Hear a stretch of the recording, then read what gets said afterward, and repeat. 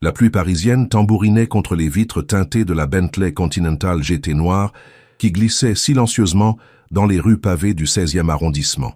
À l'intérieur, Gabriel Moncler, 34 ans, l'un des hommes les plus riches de France, avec sa fortune estimée à 2,8 milliards d'euros, fixait l'écran de son téléphone d'un regard las. Les chiffres défilaient. Plus 647 millions ce matin, grâce à ses investissements dans la tech, une nouvelle acquisition immobilière à Monaco, 3 offres de rachat pour ses start-up. Mais rien de tout cela ne parvenait à combler le vide qui grandissait en lui depuis la mort de sa mère, 6 mois plus tôt. « Monsieur Moncler, nous arrivons à votre domicile », annonça discrètement son chauffeur, Pierre, un homme dans la cinquantaine qui le servait depuis 15 ans. Gabriel leva les yeux vers l'imposante façade haussmannienne de son hôtel particulier. 7 étages, 40 pièces, une vue imprenable sur les jardins du Trocadéro, et pourtant, cette demeure lui semblait plus froide qu'un tombeau. Il songea amèrement que toute sa richesse ne pourrait jamais ramener la seule personne qu'il avait vraiment aimée pour ce qu'il était, et non pour ce qu'il possédait. En gravissant les marches de marbre italien, Gabriel fut accueilli par le parfum familier de la cire d'abeille et des fleurs fraîches. Comme chaque jour, Amélie Dubois, sa femme de ménage depuis 3 ans, avait transformé cette maison en un sanctuaire de propreté et d'ordre. Cette femme de 28 ans, mère célibataire courageuse, était l'une des rares personnes qui osaient encore le regarder droit dans les yeux et lui adresser un sourire sincère.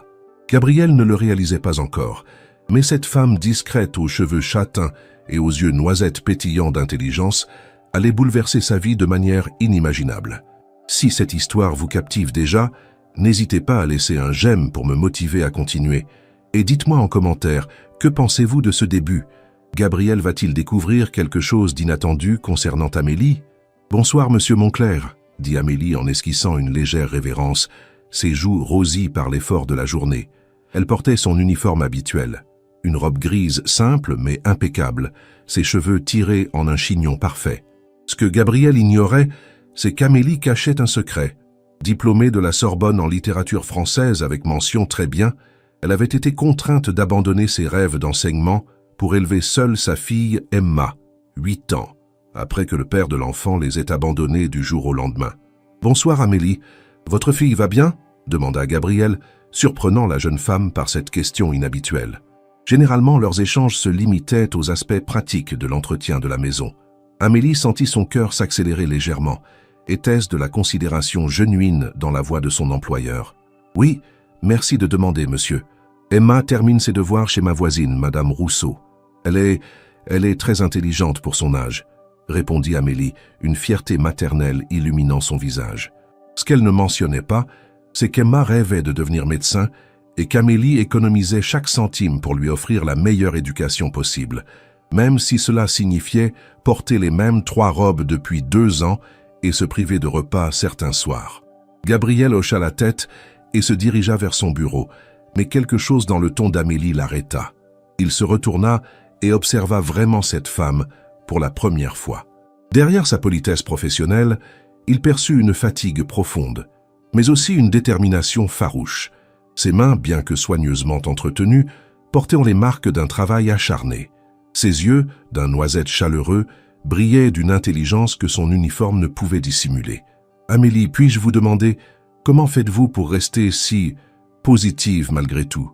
La question avait échappé à Gabriel avant qu'il ne puisse la retenir. Amélie le regarda avec surprise. Jamais son employeur ne s'était montré si direct, si humain. « Je suppose que c'est Emma qui me donne cette force, monsieur. Quand on a quelqu'un pour qui se battre, on trouve toujours un moyen d'avancer, » répondit-elle avec une simplicité désarmante. Ces mots frappèrent Gabriel comme une gifle. Lui qui possédait tout n'avait personne pour qui se battre, personne qui dépendait vraiment de lui, personne qu'il aimerait s'il perdait sa fortune demain. Ce soir-là, Gabriel ne parvint pas à trouver le sommeil. Il arpentait sa suite parentale de 200 mètres carrés, passant de sa terrasse privée à son dressing de 50 mètres carrés, incapable de chasser l'image des yeux d'Amélie de son esprit. À 3 heures du matin, une idée folle germa dans sa tête. Et s'il se mettait dans la peau d'un homme ordinaire? Et s'il découvrait ce que c'était que d'être aimé pour soi-même et non pour sa richesse? Le lendemain matin, Gabriel fit quelque chose d'inédit. Il se leva à 6h30 et descendit prendre son petit déjeuner dans la cuisine du personnel, là où Amélie préparait généralement son café avant de commencer sa journée. La jeune femme faillit lâcher sa tasse de porcelaine en le voyant apparaître, vêtu d'un simple jean et d'une chemise blanche, sans cravate ni veste de costume. « Monsieur, tout va bien? Vous souhaitez que je vous prépare votre petit déjeuner dans la salle à manger ?» demanda-t-elle, visiblement troublée par ce comportement inhabituel. « Non, non, restez. J'aimerais juste prendre mon café ici si cela ne vous dérange pas ?» répondit Gabriel en s'asseyant sur l'un des tabourets hauts de l'îlot central.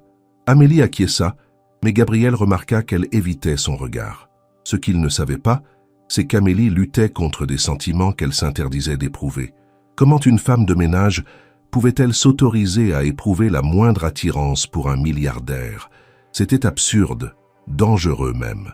Pendant qu'Amélie vaquait à ses occupations, Gabriel l'observait discrètement. Il remarqua comment elle humidifiait délicatement chaque pétale des orchidées avant de les dépoussiérer, comment elle réajustait parfaitement chaque livre de sa bibliothèque de 10 000 ouvrages, comment elle fredonnait doucement une mélodie en français tout en travaillant. Il y avait quelque chose de profondément apaisant dans sa présence, quelque chose que tous ces thérapeutes, à 500 € la séance, n'avaient jamais réussi à lui apporter. « Amélie, dit-il soudain, accepteriez-vous de dîner avec moi ce soir ?» La jeune femme se figea, un plumeau à la main. « Monsieur, je ne pense pas que ce soit approprié, » balbutia-t-elle, ses joues s'empourprant. « Et si ce n'était pas votre employeur qui vous le demandait? Et si c'était juste... » « Gabriel ?» Cette fois, Amélie le regarda droit dans les yeux, cherchant à déchiffrer ses intentions. Ce qu'elle y lut la troubla profondément. De la sincérité, de la vulnérabilité, et quelque chose qui ressemblait dangereusement à de l'affection genuine. « J'ai Emma à garder ce soir, » répondit-elle finalement, utilisant sa fille comme un prétexte pour éviter une situation qui l'effrayait autant qu'elle l'attirait. « Alors, emmenez-la.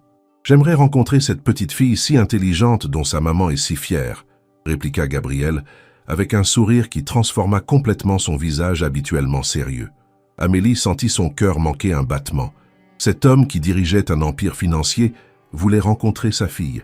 Le soir venu, Gabriel attendait nerveusement dans le petit salon attenant à la cuisine. Il avait demandé à son chef personnel, André, de préparer un menu simple mais raffiné. Blanquette de veau aux légumes de saison, tarte aux pommes maison. Rien d'ostentatoire qui pourrait intimider une enfant de 8 ans. Quand Amélie arriva avec Emma, Gabriel fut immédiatement charmé par cette petite version de sa mère. Même regard intelligent, même sourire timide, mais chaleureux. « Bonjour, monsieur », dit Emma en faisant une petite révérence que sa mère lui avait apprise. « Maman dit que vous habitez dans un château. » Gabriel éclata de rire, un rire spontané qu'il n'avait pas eu depuis des mois. « Pas exactement un château, Emma, mais c'est très grand, c'est vrai. Veux-tu que je te fasse visiter après le dîner ?» Les yeux d'Emma s'illuminèrent comme des étoiles. Pendant le repas, Gabriel découvrit une facette d'Amélie qu'il ne connaissait pas. La mère tendre et patiente qui coupait délicatement la viande de sa fille, qui l'encourageait à goûter les légumes, qui écoutait avec une attention totale ses histoires d'école. Il découvrit aussi qu'Emma était effectivement exceptionnellement intelligente pour son âge, posant des questions pertinentes sur son travail, sur les livres de sa bibliothèque, sur l'art qui ornait les murs. « Monsieur Gabriel, » dit Emma alors qu'ils terminèrent le dessert, « pourquoi vous vivez tout seul dans une si grande maison? Vous n'avez pas de famille ?» La question innocente de l'enfant toucha Gabriel en plein cœur. Amélie rougit et réprimanda gentiment sa fille pour son indiscrétion, mais Gabriel leva la main. « C'est une très bonne question, Emma. J'avais ma maman, mais elle est partie au ciel il n'y a pas longtemps. Et maintenant, je me rends compte que j'ai passé tellement de temps à travailler que j'ai oublié de me faire de vrais amis ou une vraie famille. » Emma hocha gravement la tête. « Maman dit que l'argent ne peut pas acheter l'amour. C'est vrai ?» Gabriel regarda Amélie, qui baissait les yeux, embarrassée par la franchise de sa fille. « Ta maman a tout à fait raison, Emma. L'argent peut acheter beaucoup de choses, mais pas les plus importantes. » Cette nuit-là, après qu'Amélie et Emma soient parties, Gabriel resta longtemps éveillé. Pour la première fois depuis des années, il avait passé une soirée véritablement heureuse, sans penser une seule fois à ses affaires, à ses investissements, à sa fortune. Il avait ri aux éclats en jouant à cache-cache avec Emma dans les couloirs de l'hôtel particulier. Il avait été ému aux larmes quand la petite fille lui avait fait un dessin représentant Monsieur Gabriel souriant dans sa belle maison. Mais c'est surtout le regard d'Amélie qui le hantait. Quand Emma était endormie sur le canapé du salon et qu'ils avaient parlé à voix basse de tout et de rien, Il avait surpris dans ses yeux une tendresse qu'aucune des femmes de son milieu social ne lui avait jamais témoignée. Une tendresse désintéressée, pure, qui ne calculait pas les bénéfices qu'elle pourrait tirer de cette relation. Le lendemain, Gabriel prit une décision qui allait changer le cours de sa vie. Il appela son assistant personnel, Marcus, et lui donna des instructions très précises. « Marcus, je veux que vous créiez une fausse identité pour moi.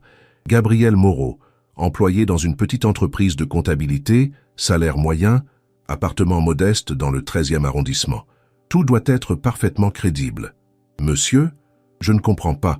Pourquoi ?» demanda Marcus, habitué aux excentricités de son patron, mais surpris par cette requête particulière. « Disons que j'ai envie de découvrir Paris sous un angle différent, et surtout pas un mot de cela à quiconque. C'est un ordre. » Une semaine plus tard, tout était en place. Gabriel avait loué sous son faux nom un petit 2 pièces rue de la Glacière, meublé avec goût, mais simplement. Il avait étudié son personnage comme un acteur prépare un rôle. Gabriel Moreau, 34 ans, comptable chez Dubois & Associés, une vraie petite entreprise dont Marcus avait discrètement acheté les parts pour que la couverture soit parfaite, divorcé, sans enfant, passionné de littérature et de cinéma.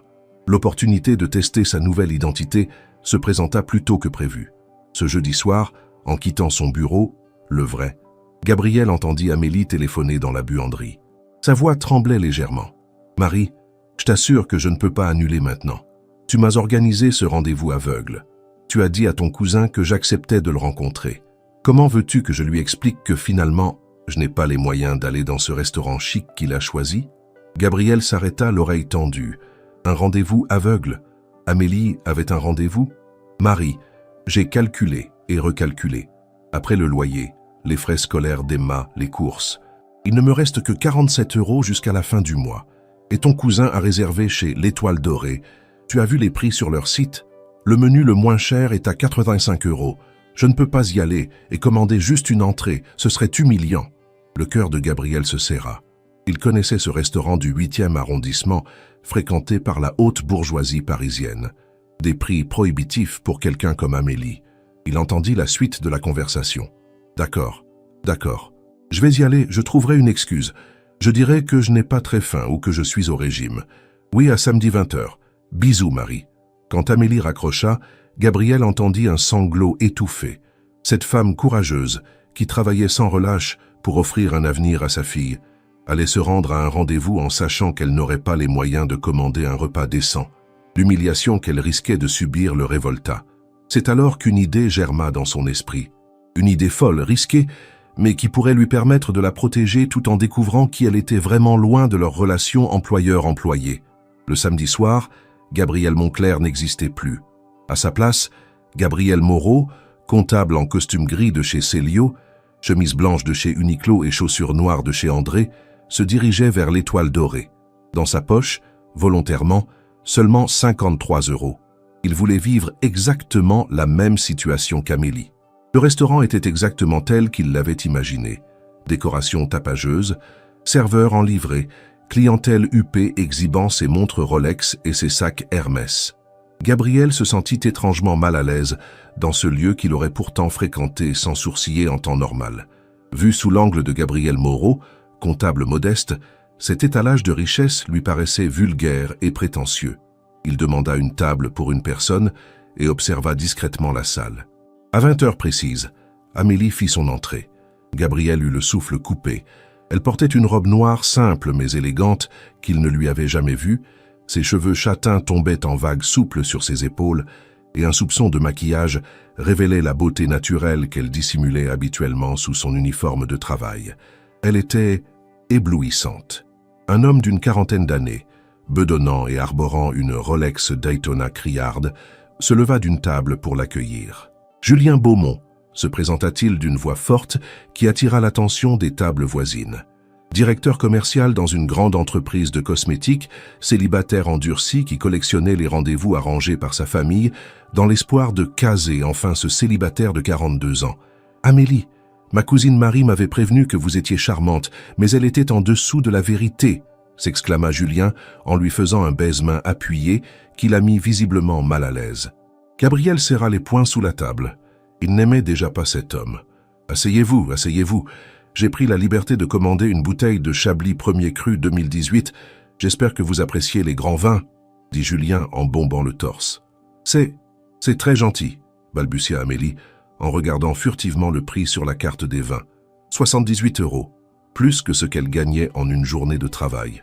Le serveur apporta la carte et Gabriel observa avec une rage croissante le calvaire d'Amélie. Il la voyait blêmir en découvrant les prix, chercher désespérément le plat le moins cher, calculer mentalement si elle pourrait s'en sortir avec ses 47 €. « Alors, que nous conseillez-vous » demanda Julien au serveur avec condescendance. « Pour moi, le homard thermidor, et pour madame, je prendrai juste une salade verte en entrée, s'il vous plaît, » murmura Amélie, les joues rouges de honte. Julien éclata d'un rire gras. « Une salade verte ? Voyons, Amélie, nous sommes dans l'un des meilleurs restaurants de Paris. Vous êtes au régime ou quoi ?»« Non, je n'ai pas très faim, » mentit Amélie, fixant ses mains posées sur ses genoux pour cacher son embarras. « Allez, ne faites pas votre timide. Garçon, apportez-lui le saumon fumé en entrée et le magret de canard en plat. Une femme doit bien manger. »« Non, vraiment, la salade me suffira, » insista Amélie d'une voix de plus en plus faible. Gabriel bouillonnait. Cet homme ne voyait-il pas qu'elle était en difficulté? Ne comprenait-il pas qu'elle n'avait pas les moyens? Ou pire, s'en fichait-il complètement? « Écoutez, Amélie, » dit Julien en se penchant vers elle avec un sourire carnassier, « ma cousine Marie m'a expliqué votre situation. Femme de ménage, mère célibataire. Je comprends que vous soyez un peu impressionné par tout ça. Mais détendez-vous, quand on sort avec Julien Beaumont, on ne regarde pas à la dépense. » L'humiliation dans les yeux d'Amélie fut comme un coup de poignard pour Gabriel. Cette femme fière, intelligente, courageuse, était en train d'être rabaissée par ce rustre prétentieux. « En fait, » continua Julien en buvant une longue gorgée de vin, « Marie m'a dit que vous aviez fait des études, mais que vous aviez, comment dit-on, redescendu l'échelle sociale. C'est dommage, mais bon, c'est la vie. L'important, c'est que vous soyez encore belle à regarder et que vous sachiez tenir une maison. Moi, ce que je cherche, c'est une femme qui sache s'occuper d'un homme. Vous voyez ce que je veux dire ?» Gabriel vit Amélie serrer ses poings sous la table. Ses yeux brillaient de larmes de rage contenues. Cette femme diplômée de la Sorbonne se faisait traiter comme un objet par ce porc. « Monsieur Beaumont, » dit-elle d'une voix tremblante de colère, « je crois qu'il y a un malentendu. Je ne cherche pas un homme pour m'entretenir. Je travaille, j'élève ma fille et je suis fier de ma vie. » Julien rit encore plus fort. « Allons, allons, ne montez pas sur vos grands chevaux. Regardez autour de vous, ma chère. Vous croyez vraiment qu'avec votre salaire de femme de ménage, vous avez votre place ici? Soyons réalistes. Une jolie femme comme vous a besoin d'un homme qui puisse lui offrir ce qu'elle mérite. » C'en était trop. Gabriel se leva de sa table et s'approcha. Son plan initial était de se présenter comme Gabriel Moreau et de prétendre connaître Amélie pour la tirer de cette situation humiliante. Mais la rage l'aveuglait. « Excusez-moi, » dit-il d'une voix glaciale en arrivant à leur table. Amélie leva les yeux et pâlit en le reconnaissant. « J'ai pu entendre votre conversation d'ici, et je trouve votre attitude répugnante, monsieur. » Julien le toisa avec arrogance. « Et vous êtes qui exactement, pour vous mêler de mes affaires? »« Quelqu'un qui reconnaît une dame quand il en voit une, contrairement à vous, » répliqua Gabriel. « Cette femme mérite le plus grand respect, et vous la traitez comme un objet.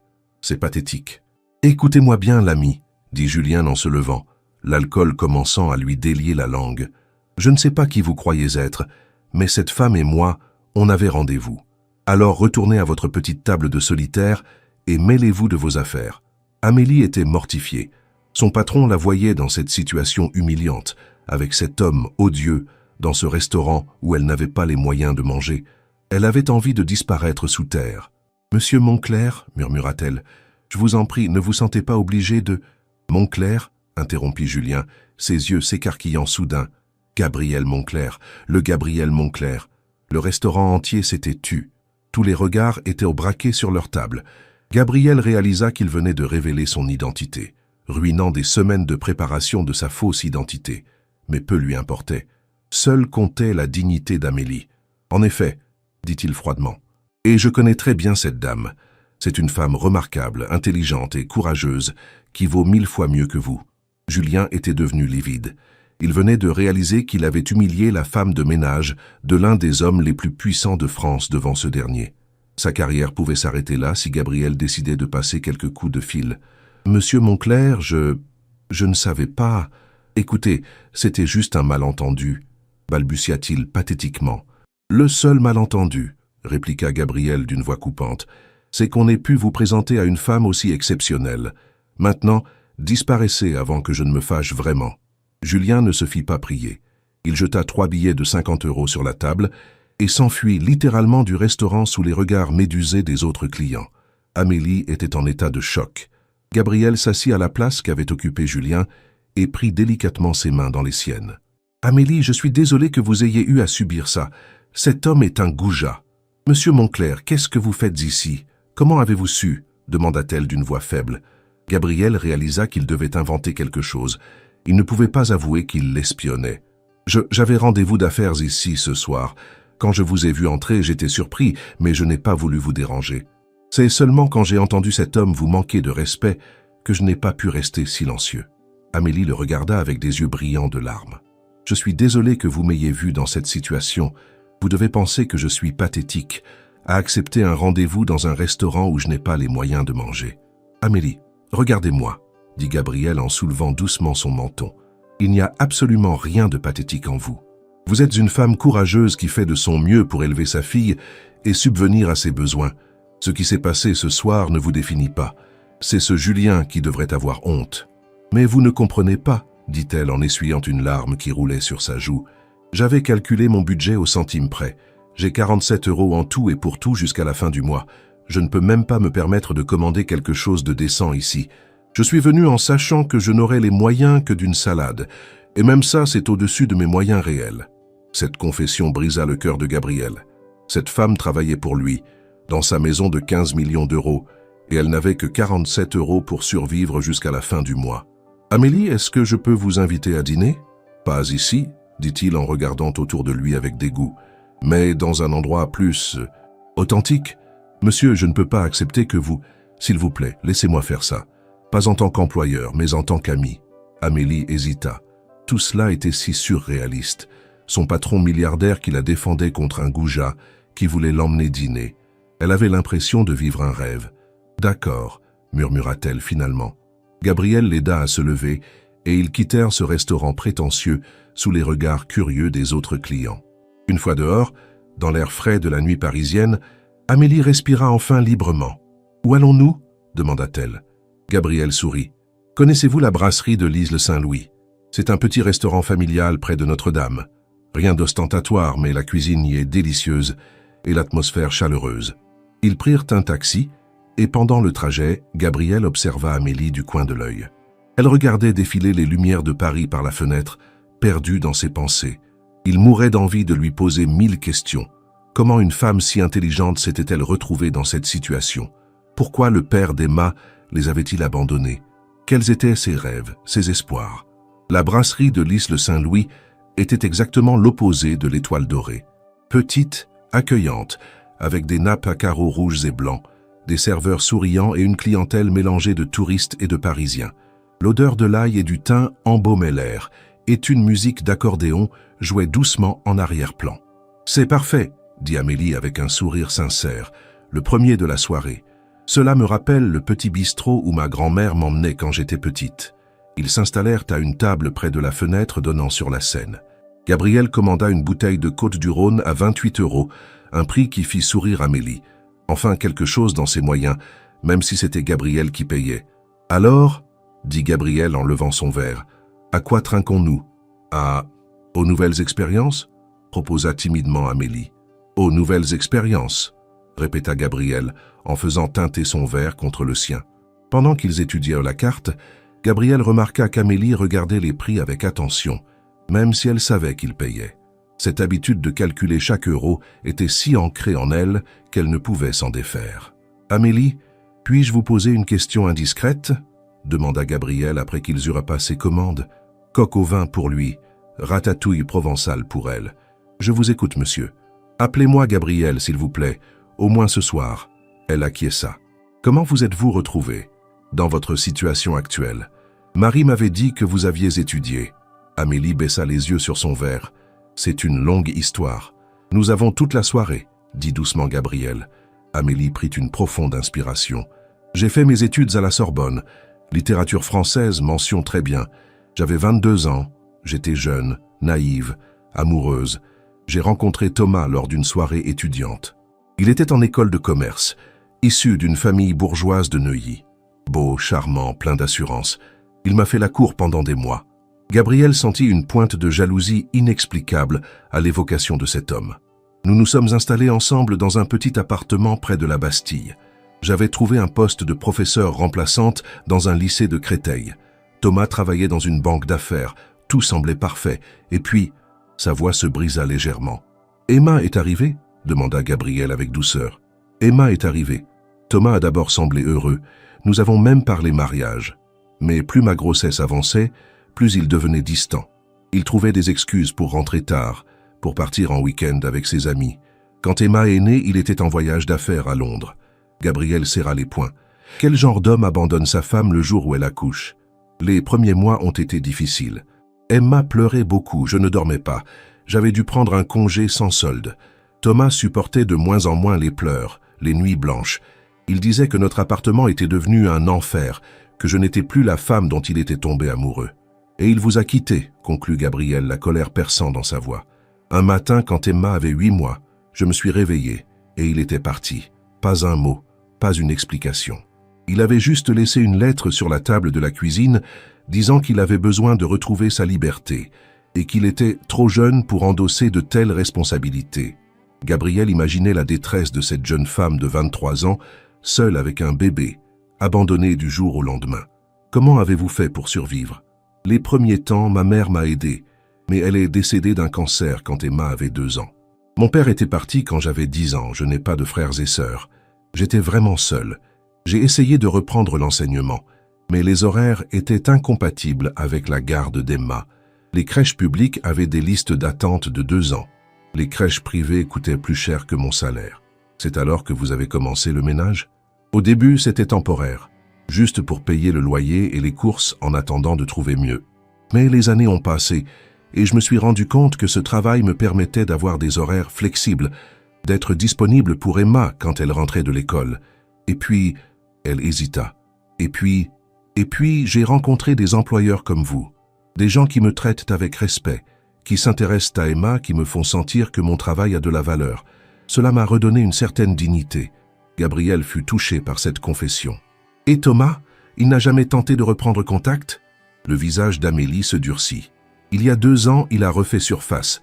Il avait été promu, gagnait bien sa vie, et sa nouvelle fiancée, une héritière de Passy, voulait rencontrer sa belle-fille. Comme si Emma était un accessoire qu'on pouvait reprendre quand cela nous arrange. Qu'avez-vous fait?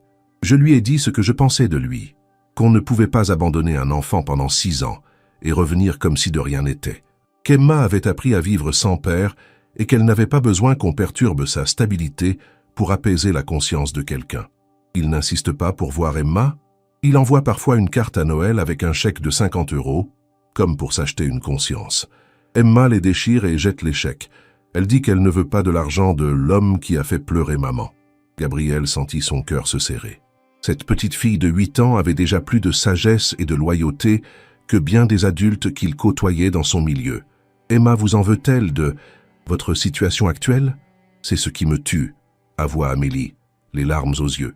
Elle ne dit jamais rien, mais je vois bien qu'elle a conscience que nous n'avons pas les mêmes moyens que ses camarades de classe. Quand ils parlent de leurs vacances aux Maldives ou de leur week-end au ski, elle se tait.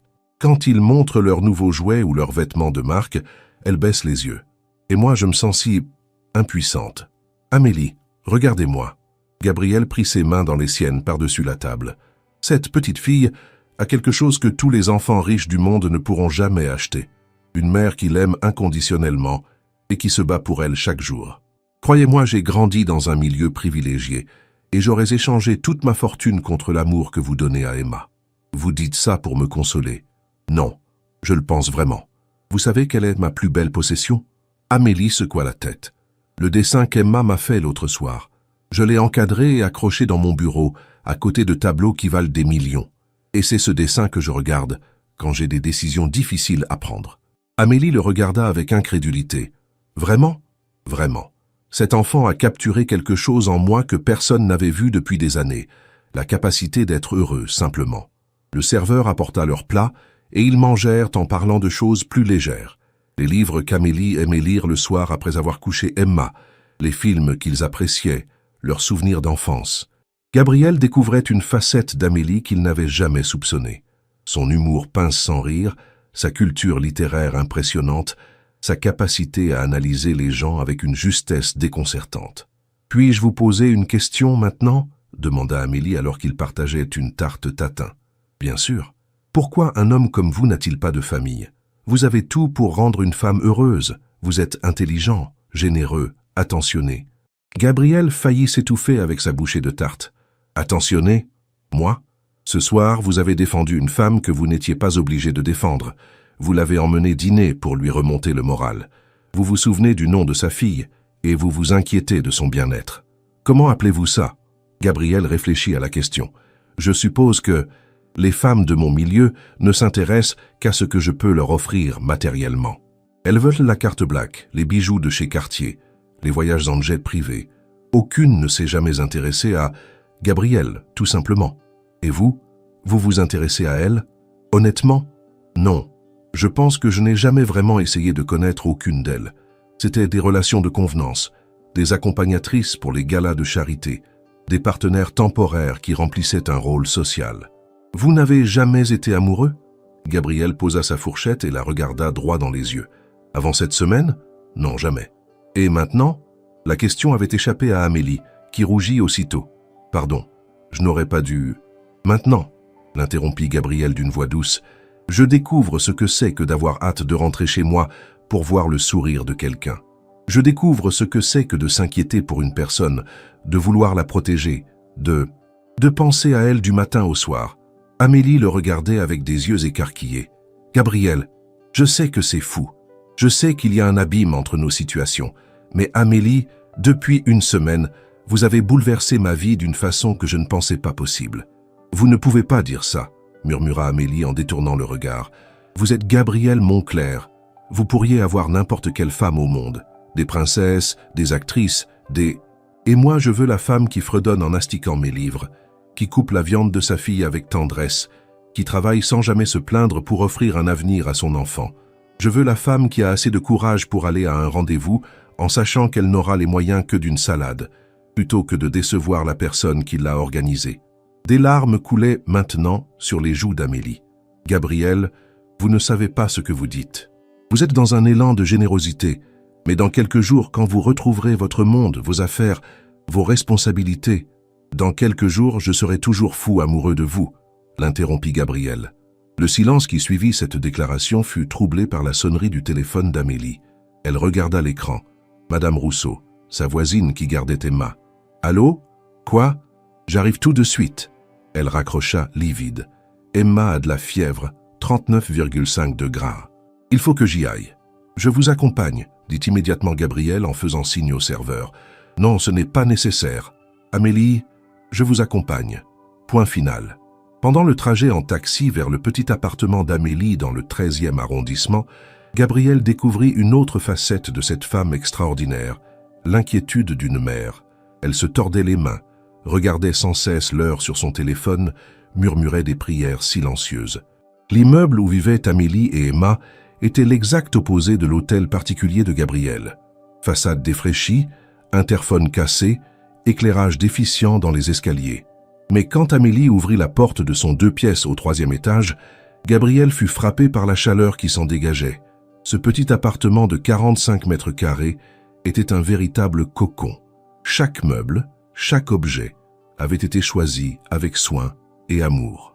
Des étagères faites de planches et de briques accueillaient des centaines de livres. Des photos d'Emma à différents âges ornèrent les murs. Un coin lecture avec un fauteuil élimé mais confortable et une lampe de chevet témoignait des longues soirées qu'Amélie passait à lire après avoir couché sa fille. Emma était allongée sur le petit canapé qui faisait office de lit pour elle la nuit. Madame Rousseau, une dame âgée aux cheveux gris et au regard bienveillant, lui tamponnait le front avec une serviette humide. « Maman » gémit Emma en voyant arriver Amélie. « Je suis là, ma chérie. Comment te sens-tu » Amélie s'agenouilla près du canapé et caressa les cheveux de sa fille. Gabrielle remarqua immédiatement la transformation qui s'opérait en elle. Toute la fatigue, l'humiliation de la soirée, l'émotion de leur conversation s'effaçaient. Il ne restait qu'une mère inquiète et aimante. Emma aperçut Gabrielle qui se tenait en retrait près de la porte. « Monsieur Gabriel, qu'est-ce que vous faites chez nous? J'ai accompagné ta maman. On était au restaurant quand Madame Rousseau a appelé, expliqua-t-il en s'approchant doucement. Madame Rousseau regarda Amélie avec curiosité. « Au restaurant? Avec monsieur? Gabriel Monclerc, se présenta-t-il en serrant la main de la vieille dame. « Enchanté, madame. »« Monclerc? Ce nom me dit quelque chose, » murmura Madame Rousseau en fronçant les sourcils. Amélie lança un regard inquiet à Gabriel. Comment expliquer à sa voisine que son patron milliardaire l'avait emmené dîner? « Je suis un ami d'Amélie, » dit Gabriel, comprenant son embarras. Emma s'était redressée malgré la fièvre. « Maman, tu as mis ta belle robe. Tu étais à un rendez-vous amoureux ?» Amélie rougit jusqu'aux oreilles. « Emma, voyons. Ça, si, tu es belle comme une princesse. Et monsieur Gabriel, il est amoureux de toi ?»« Emma !» protesta Amélie, mortifiée. Mais Gabriel sourit et s'assit sur le bord du canapé. « Qu'est-ce qui te fait penser ça, Emma ? Parce que tu la regardes comme papa regarde la princesse dans « La Belle et la Bête », avec des yeux tout brillants. » Gabriel éclata de rire. « Tu es très observatrice pour une petite fille malade. »« Maman, j'ai mal à la tête », se plaignit Emma en se rallongeant. Amélie lui prit la température, 40 degrés bonheur. « Il faut l'emmener aux urgences, » dit-elle, la panique dans la voix. « Ma voiture nous attend en bas, » dit Gabriel. « Elle nous emmènera à l'hôpital plus vite qu'une ambulance. » Pendant le trajet vers l'hôpital Necker, Emma, à moitié délirante à cause de la fièvre, tenait la main de Gabriel d'un côté et celle de sa mère de l'autre. « On dirait une vraie famille, » murmurait-elle entre deux gémissements. Gabriel croisa le regard d'Amélie dans le rétroviseur. Il pensait à la même chose. Et si c'était possible? Aux urgences pédiatriques, Gabriel découvrit un autre aspect du système français qu'il ne connaissait que par les journaux télévisés. Les files d'attente interminables, le personnel débordé, l'inquiétude des parents qui patientent sans savoir. Amélie serra Emma contre elle sur les chaises en plastique inconfortables, fredonnant doucement une berceuse pour calmer sa fille. « Monsieur Monclerc ?» L'infirmière de triage avait reconnu le nom quand Gabriel s'était présenté. « Voulez-vous que je prévienne le docteur Martineau? C'est le chef de service, il pourrait... » « Non, » l'interrompit Gabriel fermement. « Nous attendrons comme tout le monde. » Amélie le regarda avec surprise. Un homme de sa position qui refusait un passe-droit, c'était si rare dans son expérience. Vers 2 heures du matin, Emma fut enfin examinée. Angine streptococcique. Rien de grave mais nécessitant un traitement antibiotique. Le médecin prescrivit les médicaments et donna ses recommandations. Repos complet pendant 1 semaine, beaucoup de liquide et attention à la contagion, expliqua le jeune praticien. Les antibiotiques feront effet dans 48 heures. En sortant de l'hôpital, Emma dormait dans les bras de Gabriel. Il l'avait portée pendant toute l'attente, refusant qu'Amélie s'épuise davantage.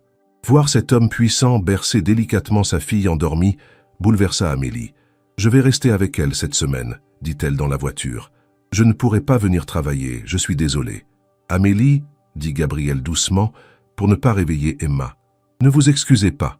Votre fille passe avant tout. Et ne vous inquiétez pas pour votre salaire, vous serez payé normalement. C'est trop généreux, je ne peux pas accepter. Si, vous pouvez, et vous allez le faire. » De retour dans l'appartement, Gabriel aida Amélie à coucher Emma dans son petit lit. La fillette se réveilla 1 seconde et murmura « Merci, monsieur Gabriel. Tu es gentil comme un papa. » Ces mots touchèrent Gabriel en plein cœur. Quand ils se retrouvèrent dans le petit salon, Amélie et lui étaient épuisés émotionnellement. « Gabriel, je ne sais pas comment vous remercier pour cette soirée. Vous m'avez défendu, vous m'avez écouté, vous avez pris soin d'Emma. »« Amélie, » dit-il en s'approchant d'elle, « je n'ai fait que ce que n'importe quel homme qui vous aime aurait fait. Vous m'aimez vraiment ?» Sa voix n'était qu'un souffle. « Je vous aime vraiment », confirma-t-il en prenant son visage entre ses mains. « Je sais que c'est rapide, je sais que nos vies sont différentes, mais oui, je vous aime, Amélie Dubois. Je vous aime aussi. » avoua-t-elle dans un murmure avant que leurs lèvres ne se rencontrent, dans un baiser tendre et plein de promesses. Quand ils se séparèrent, Gabriel savait que sa vie avait définitivement changé. Il n'était plus seulement Gabriel Monclerc, le milliardaire solitaire. Il était l'homme qui aimait Amélie Dubois et qui voulait être le père qu'Emma n'avait jamais eu. « Amélie, je veux que vous sachiez quelque chose d'important, » dit-il en la regardant dans les yeux. « Quoi donc ?»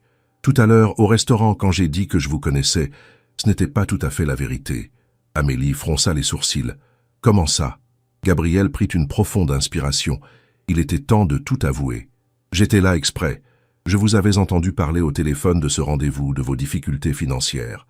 Je voulais m'assurer que tout se passerait bien. Vous m'espionniez. » L'incrédulité perçait dans sa voix. « Pas exactement. J'étais inquiet pour vous. Et j'avais raison de l'être vu comment ce Julien vous a traité. » Amélie s'éloigna de lui, troublée. « Gabriel, pourquoi avoir fait ça? Parce que depuis une semaine, je n'arrive plus à penser à autre chose qu'à vous.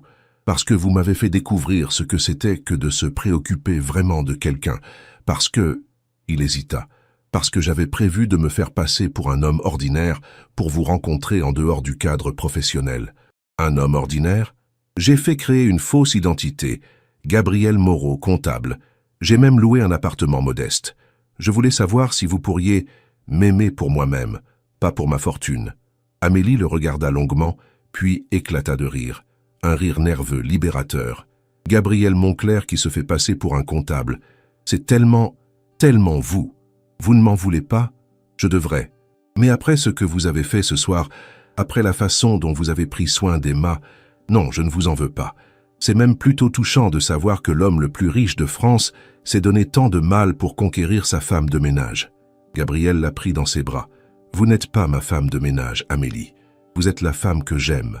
Et maintenant, qu'est-ce qui va se passer? » « Maintenant, dit Gabriel en la serrant contre lui, nous allons voir si un milliardaire et une mère célibataire peuvent construire quelque chose de beau ensemble. » Les jours suivants furent comme un rêve éveillé pour Amélie. Gabriel venait chaque matin prendre des nouvelles d'Emma, apportant des livres, des puzzles, des petits cadeaux choisis avec soin.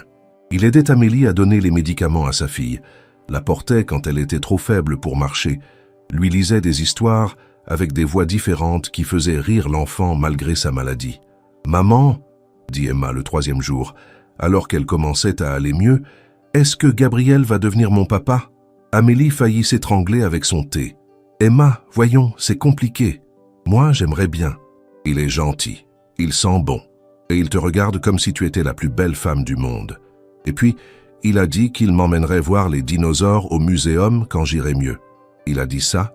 Oui, et aussi qu'il m'apprendrait à jouer aux échecs si tu es d'accord. » Ce soir-là, quand Gabriel arriva avec des fleurs pour Amélie et un nouveau livre pour Emma, cette dernière lui sauta au cou. « Gabriel, maman a dit que tu pourrais peut-être devenir mon papa. »« Emma !» protesta Amélie, rouge de confusion. Gabriel regarda les deux femmes de sa vie avec tendresse. « Et qu'est-ce que tu en penses, toi ? » ?»« Je pense que ce serait génial.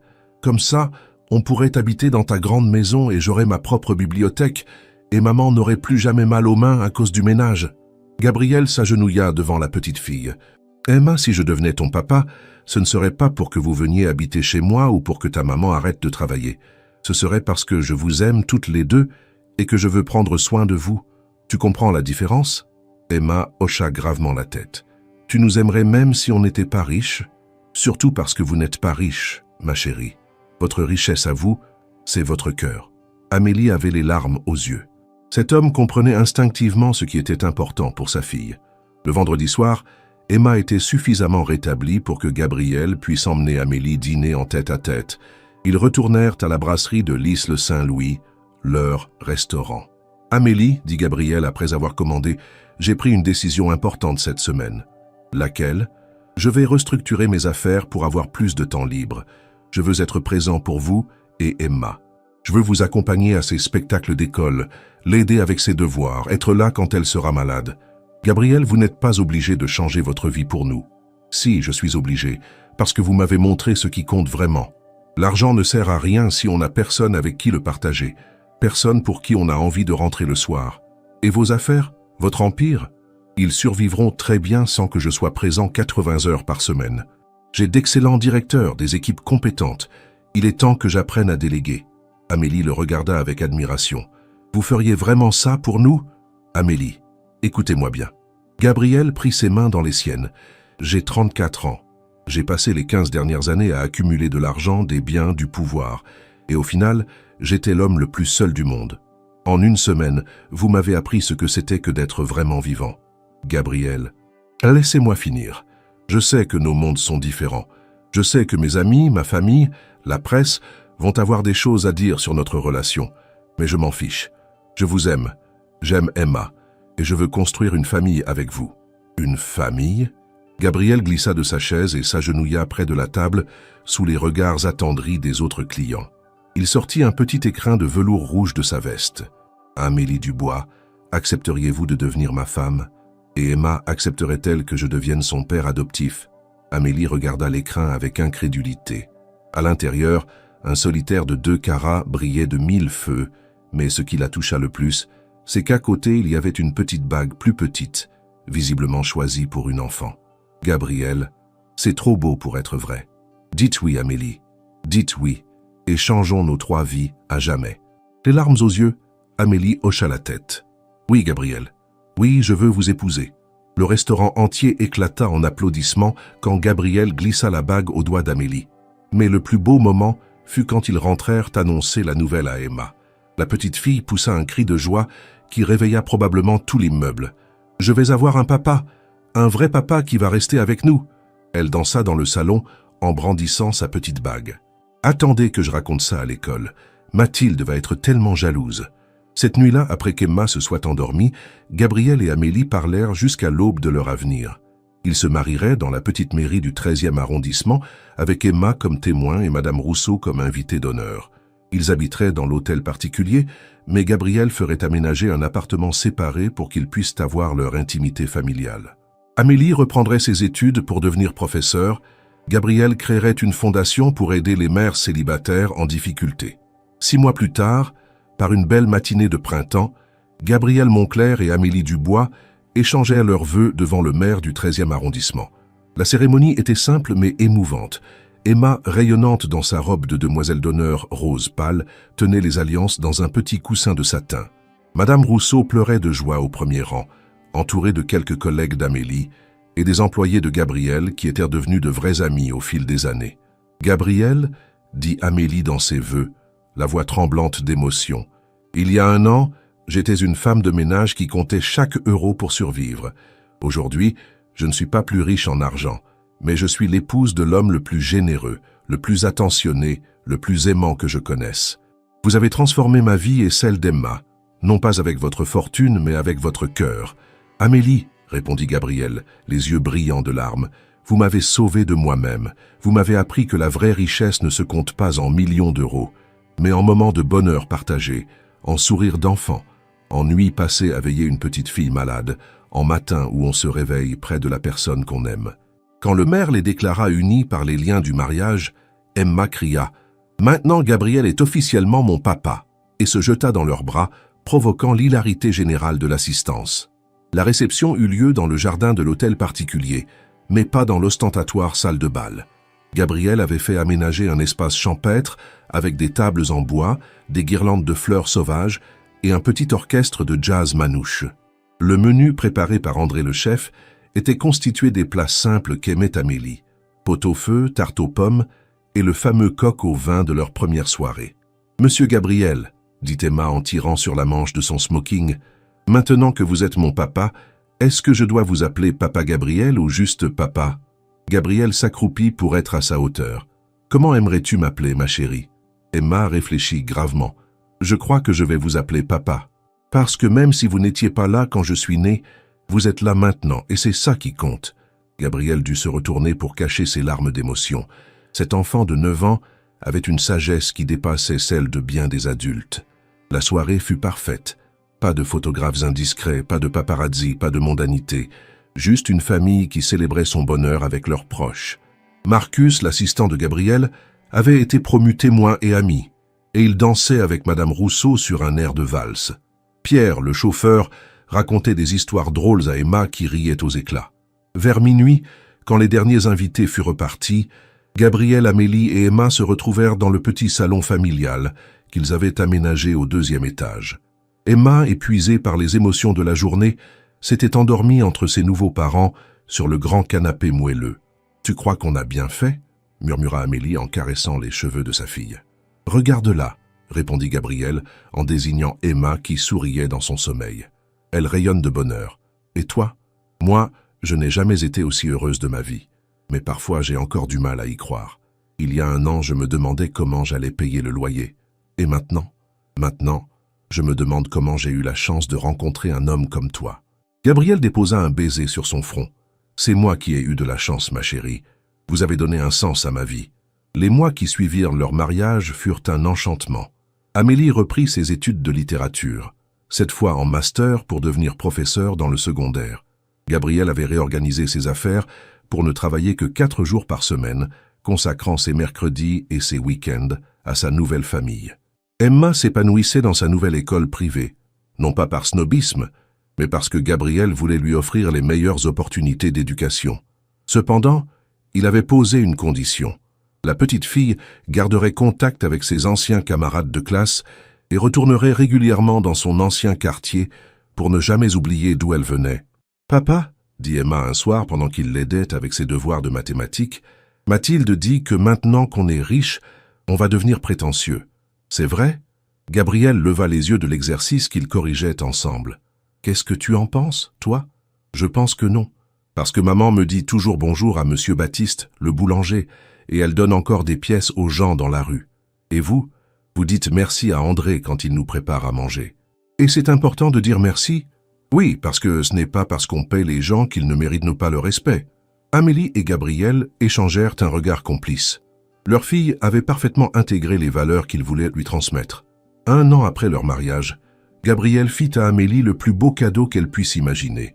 Il racheta discrètement l'école primaire déficitaire qu'Emma avait fréquentée et la transforma en un établissement pilote pour enfants de milieux défavorisés. Amélie y obtint un poste de professeur de français, réalisant enfin son rêve d'enseigner tout en aidant des enfants dans sa situation d'autrefois. « Pourquoi avoir fait ça ?»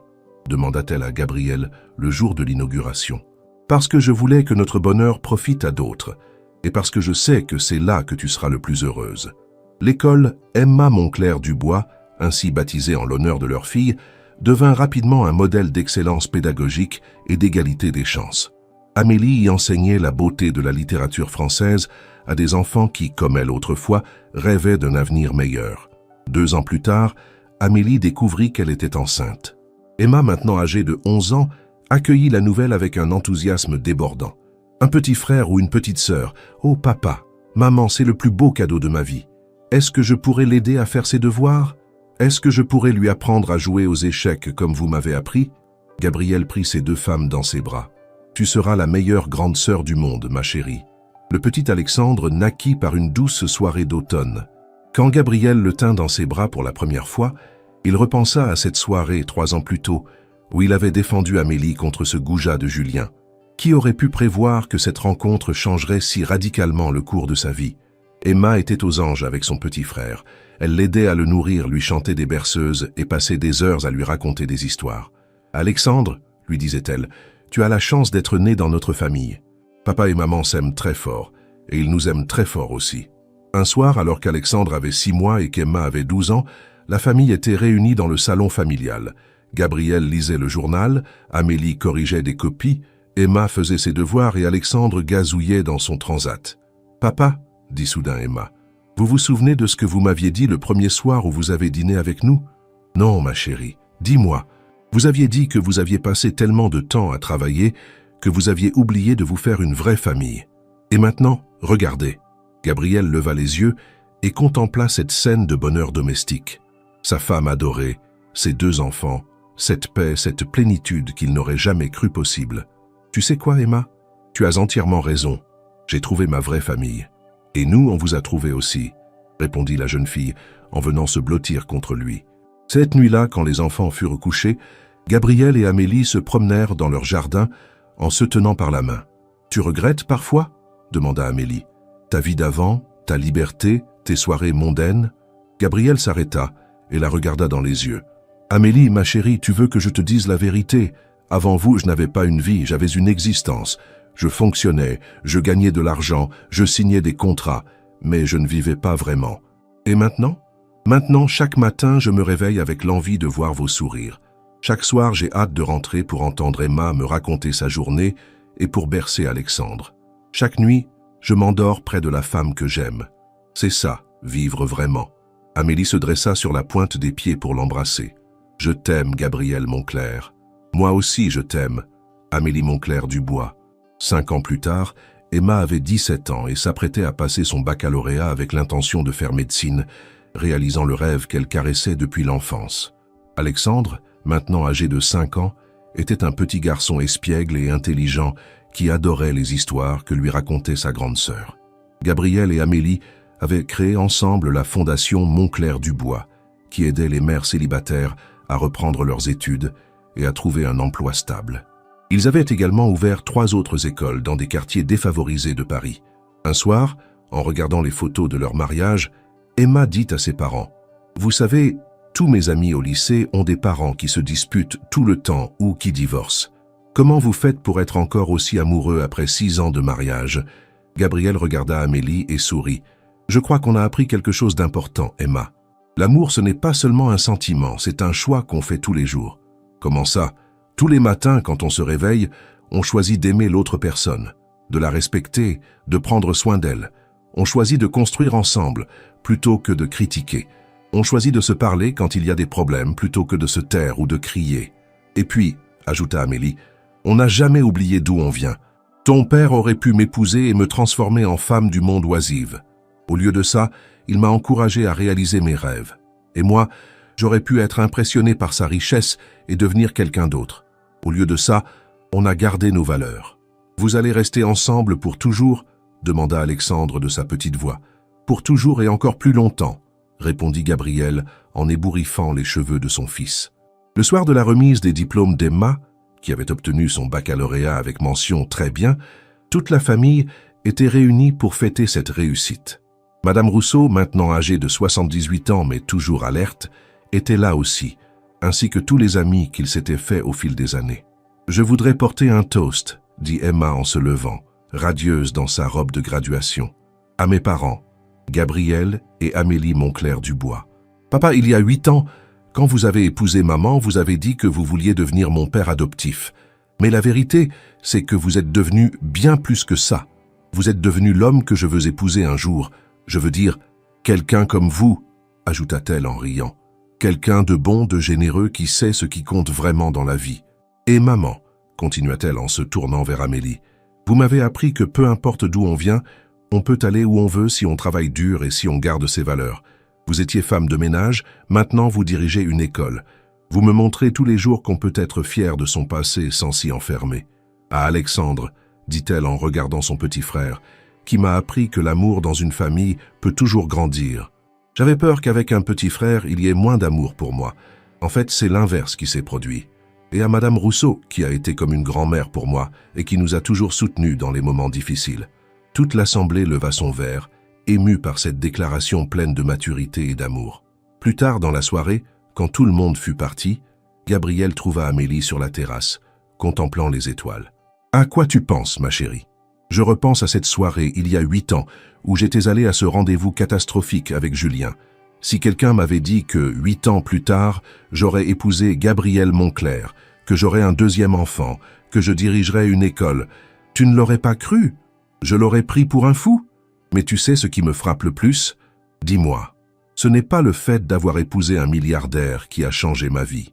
C'est d'avoir rencontré l'homme qui m'aime pour ce que je suis.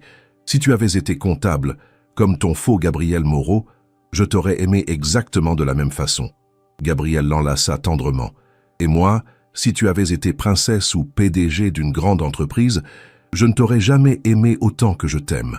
C'est ta force, ton courage, ta générosité qui m'ont séduit, pas ton statut social. On a de la chance. Tu ne trouves pas? Non, ma chérie, on a fait des choix. Le choix de se faire confiance, le choix de construire ensemble, le choix de garder nos valeurs malgré l'argent.